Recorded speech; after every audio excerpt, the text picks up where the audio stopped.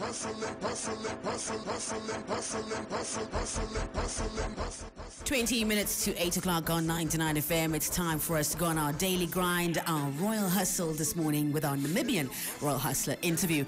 A man who has, in a very short span of time, made big impacts for our national football team. Coach Ricardo Mannetti is joining me live in the studio. Thank you so much for coming through, Coach, and welcome back to 99 FM. Always a pleasure, and thanks for having me. Coach, next time you must bring us a soccer ball, please. Yeah, let's start with a warm-up, maybe. Yeah, that's a good idea, especially now with this winter. Yeah. Just to warm ourselves up a bit.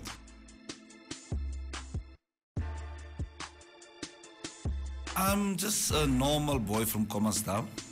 Grew up in Bethlehem.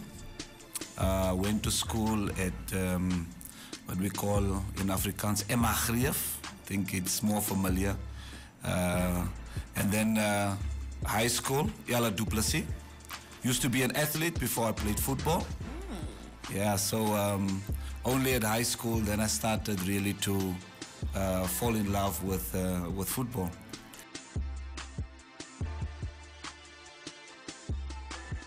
This is a funny one. I always wanted to be a pastor.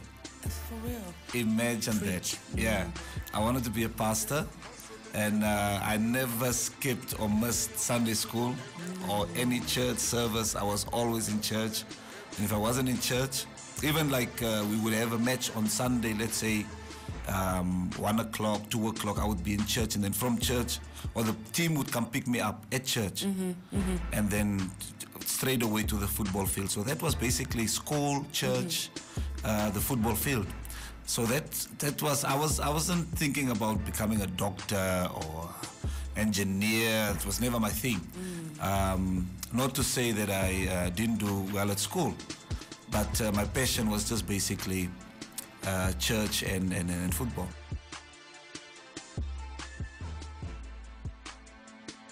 I think when I got an early call up to the national team, you know, you make this at school. You're the best player, but that is just, you know, within your neighborhood.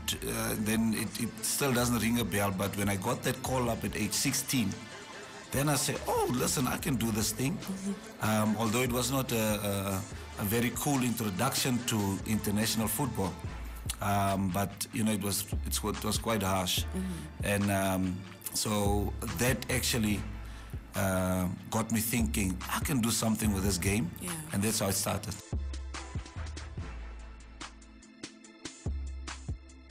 I felt like at that time, you know, it wasn't a big thing to me. You know, being called up to the national team at age 16 or 17, it was just for me to say that, okay, I've got this passion, I've got the skill. And I always knew that, you know, I'm just but a drop in the ocean. And I just wanted to play my part. I just wanted to be the best I could at that time. I just wanted to be the best me. And I was never in competition or with any other person. For me, it was just, I've got my own race and I need to run this race my way. And because of my background, my upbringing, you know, football needs a lot of discipline, and I was quite disciplined when it you know, I'm already telling you that I wanted to be a pastor. So discipline-wise, it just slot in with what was expected of me in football. From a success point of view, I never got big-headed or anything like that. For me, it was just like, it's my duty. You have to perform. You have to win. You have to set the bar a little bit higher. You have to achieve. That was just basically what drove me, and that was just part of my personality, to always push myself.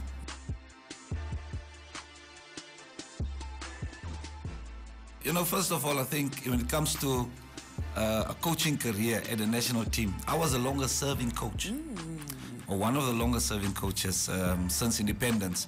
But I got 2 years in the beginning, and that was it. So I said, okay, let me prove myself. And from there, I got a 4-year contract, and to that extent, I just felt like, no, I need to do something for Namibian football. And being exposed so early in my career, football is a very, very harsh game. It's a tough game. You need to have a thick skin. So as a player, you know, we used to being criticized. We used to being the environment, you know, it just comes natural. And that helped me a lot in my coaching career, to be tough-skinned. And from a football perspective, you know, I knew exactly what was missing in the game and what exactly I had to do to elevate Namibian football. Because I was there as a player, I went to the Nations Cup, and there was always this big slumps and up and down, you know, almost like the stock market at times. The volatility was quite up and down all the time, and I was like, no, I need to bring stability into it. Yes. Yeah, and I needed certain ingredients, and luckily I was prepared in my career for those ingredients, and I just added it, you know, from a managerial point of view.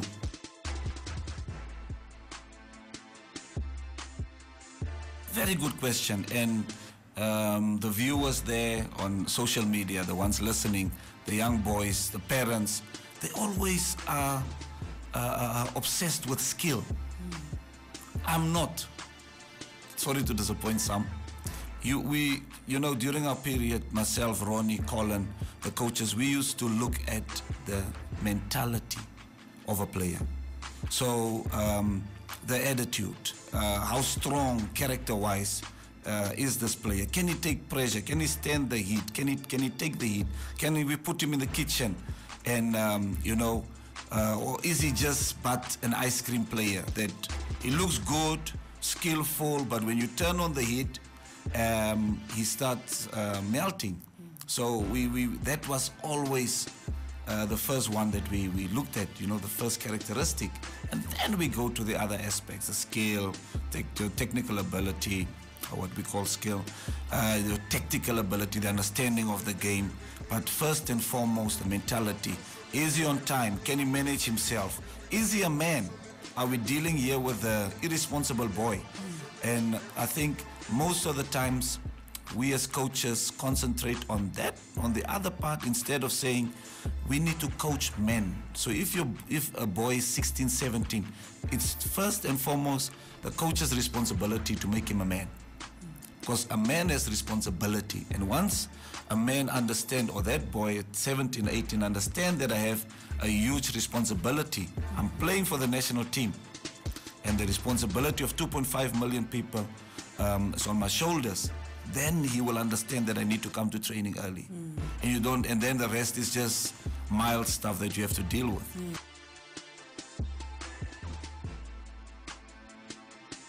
I feel like success is my responsibility. You know, growing up as a young boy, I was always the one that was like, he's the disciplined one, he's the one to look up to, he's the one, you know, even when if we talk academics at school, not even sports, you know, I always had to set the example. And I think it became second nature to me to say that success is not a big deal to me, but it's my responsibility. I need to be successful. I must be successful. It was not like, wow, oh, here it comes. Yeah, I was waiting for you. You know, it was more like a lifestyle.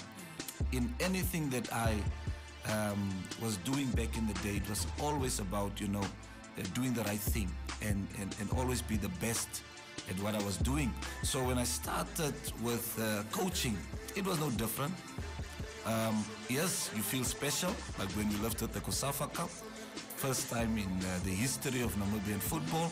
That was special, but that did not define me. It wasn't the stop also. It was not the stop for me. It was like I could have said, now, all right, let me look at this. Yo, I achieved this, it's over, bruh. The rest you guys can take over. Made my mark, made history. And I always look at players like Ronaldo and Messi. Yes, they're not coaches, but they motivate me in the sense of they are billionaires when it comes to Namibian dollars. Yes. And they are still pushing boundaries. Just now this week, Lionel Messi reached 700 goals, you know, in his career. It's unheard of. There's only, I think, 6 or 7 players, you know, even with Gerd Müllers from Germany, your Pelés, your Romarios. And Lionel Messi is in that 700, Club 700, as they call it. And he still goes to training on a Monday morning. Why would Lionel Messi go to training? I've reached, I won 6 Ballon d'Ors, Player of the Year. I've won everything on planet Earth. Okay, maybe just the World Cup that he hasn't won yet. But still, on a personal level, he has achieved so much. Why must he still go to training on Monday morning? Why must Ronaldo still go to training on a Monday morning? They already reached, they've achieved. But is that drive that's innate, that's in them, to say that, I still need to push. And I draw my inspiration from guys like that. Say that on a Monday morning, even though I've got all the millions in the bank account, even though I have achieved so many things, I still need to get up from out of my bed and go to training or go to work, or like you say, the royal hustle, or start hustling. That daily grind. That daily grind, yeah.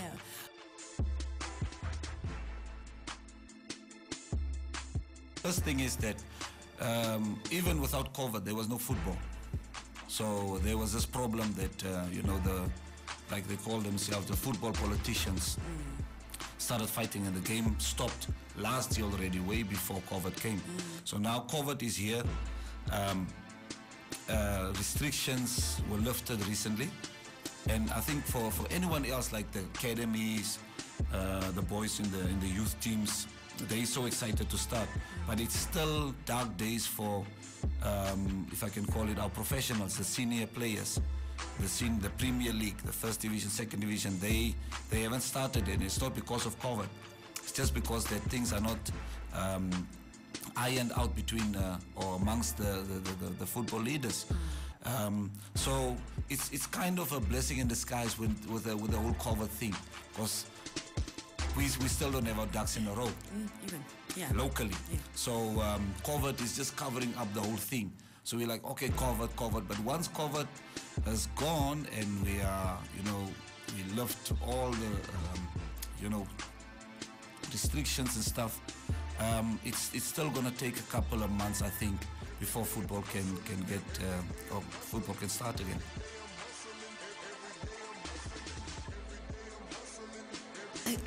I was always a little bit obsessed with this. When you, and no disrespect to the viewers and listeners, no disrespect. I think we are not in tune with Africa as Namibians. We travel to South Africa. Yes, we go to Botswana here, a little bit of Zimbabwe, Zambia, Angola, for those guys that have family there. But up in Africa, it's only a small percentage. And football-wise or sports-wise, that's where we compete. That's the sphere where we compete. And people have this thing that I always laugh about when we say we are going to Africa. We're already in Africa, but we're saying we are going to Africa because we have realized maybe that we're very different, and that is so foreign to us in a way. And that has to change. That mentality has to change. And once we start changing that, from a sports perspective, we will be in tune to know that even if a country like, let me make an example, Burkina Faso or a Mali or a Guinea, that we have no relation to, don't know anything about, they are doing very good when it comes to football. They're doing very good when it comes to other sports codes. And because we are not in tune, because we don't know much about those countries, we just expect that when we, I'm taking now from a football perspective, when the national team plays against a Guinea, we'll be like, those people, what do they don't have infrastructure, what's happening in Guinea, we need to win, it's an obvious win. No, we need to get in tune and know what Africa is about. And then on the sports field, we will also understand things a little bit better. Absolutely. Yeah. Coach, thank you so much for coming through, dropping some gems, for vuking us again.